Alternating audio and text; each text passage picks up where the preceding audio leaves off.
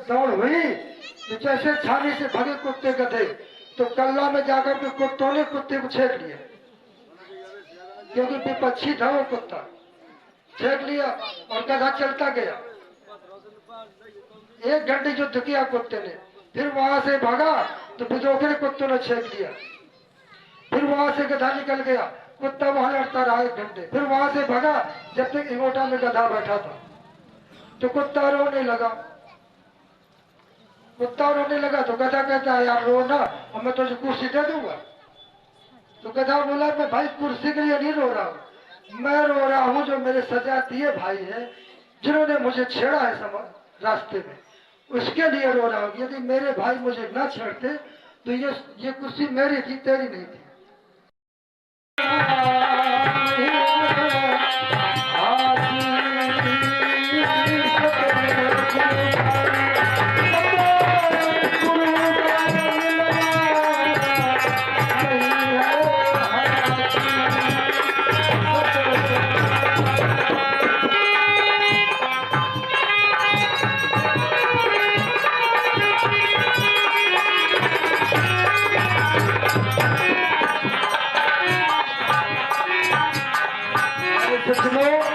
और सब कुछ सरल है, लेकिन सत्य का मिलना बहुत कठिन है। ये हमारे अभी आपने सुना, हमारे संगीताचार्य जी ने एक चौपाई कही रामायण की, सिया राम ने सब जग जानी, करो प्रणाम जोर जग पानी, ये कहा था अभी। तो ये कहना तो बिल्कुल सरल है, हर आदमी कह देता है, सुनने में सीखने में बिल्कुल सरल शब्द है। यह डाली गोस्वामी जी की लिखी है और सब कोई कह देता है, सिए राम ने सब जग जानी, करो प्रणाम जोर जग पानी। अब यहाँ 3 तरह की सत्ताएं हैं, जिन्हें व्यवहारिक, प्रतिभाषिक, परमार्थिक, 3 सत्ता है। यदि हम किसी शिष्य के प्रणाम करते हैं तो व्यवहार बिगड़ जाएगा, अपनी पत्नी को प्रणाम करते हैं तो व्यवहार बिगड़ जाएगा, क्योंकि सिया राम के अंतराल है, हमसे छोटे और भी सिया राम के अंतराल है। सारा संसार जो दिखाई दे रहा है सभी परमात्मा का स्वरूप है, सब में है, लेकिन इनको प्रणाम ऐसे नहीं करना है अकेले में, व्यवहार भी नहीं बिगड़ेगा, प्रणाम हो जाएगा। तो इस प्रकार से सिया राम ने सब जग जानी, करो प्रणाम जोर जुग पानी। ये तुम्हारी पत्नी भी सिया राम की तरह है, लेकिन वहां बड़ा कठिन है समझना।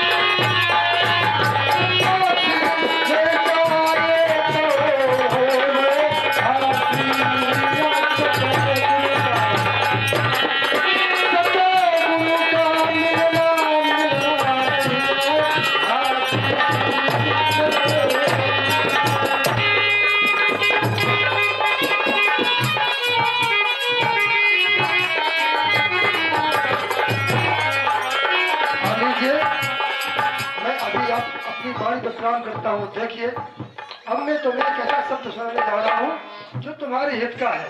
लीजिए, सबने भजन गाया, मैं भी भजन गाऊंगा, तो आगे से देख लेता, लेकिन कोई बात नहीं।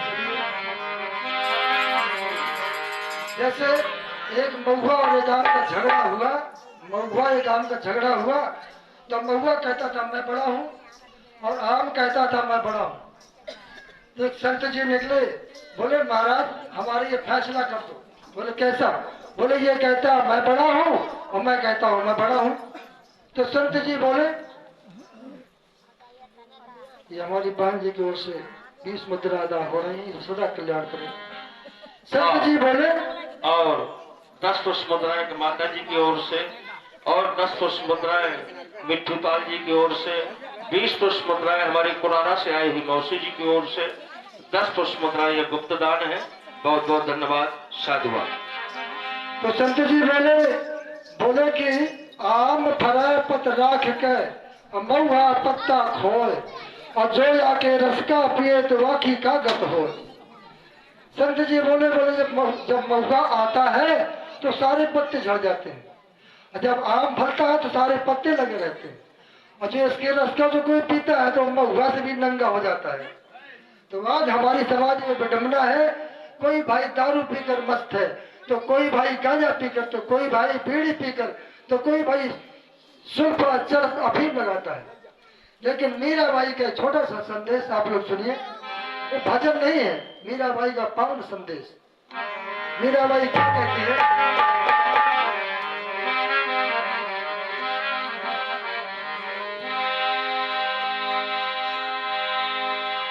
भजन करत लड़की भली,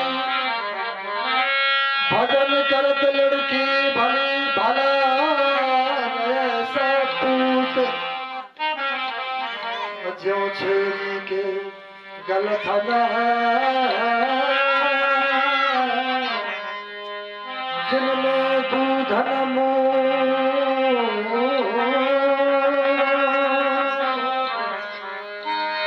वही धार से पूत है, वही धार से पूत है।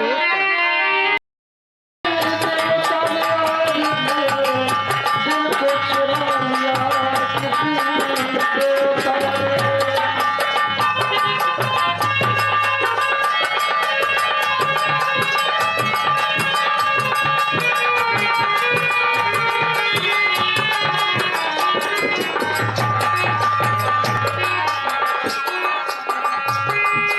रहता सदा पास में, वो पास में रहता सारे कुछ नहीं, लेकिन छिपा हुआ इस शरीर में विद्यमान है, छिपा हुआ, लेकिन अपने आप को हम नहीं जान पाते। वो मिट्टी का घड़ा और मिट्टी को बाहर ढूंढता है, यहाँ नहीं ढूंढता है घड़ को, इसमें ढूंढे तो इसी में है, वो बाहर नहीं मिल सकता कभी भी। रहता सदा पास में, लेकिन छिपा हुआ।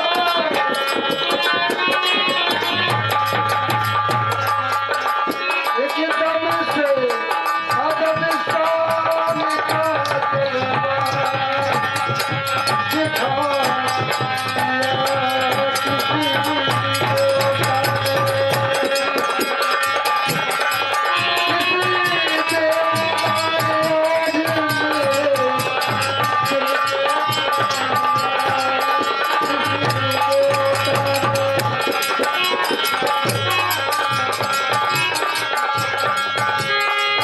करके कसूर माफ मेरी जान जान के,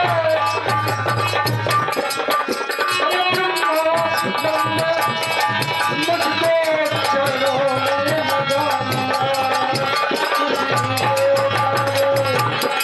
किसी देवता ने आज मेरे दिल को चुरा लिया।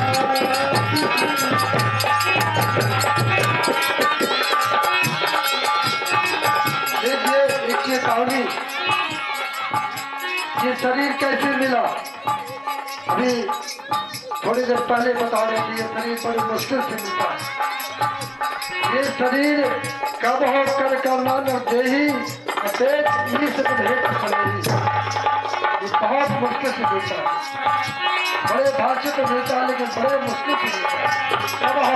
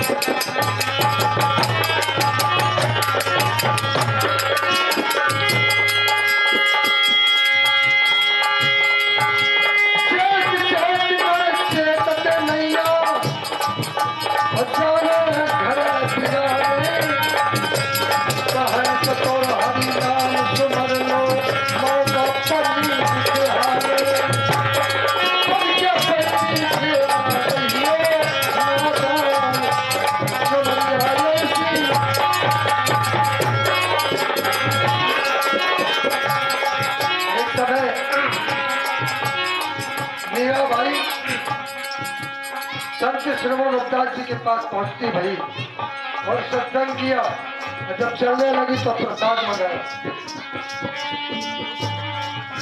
तो रविदास जी ने जो कूड़े में चमड़ा फड़े हुए थे वही जो उठा के दे दिए।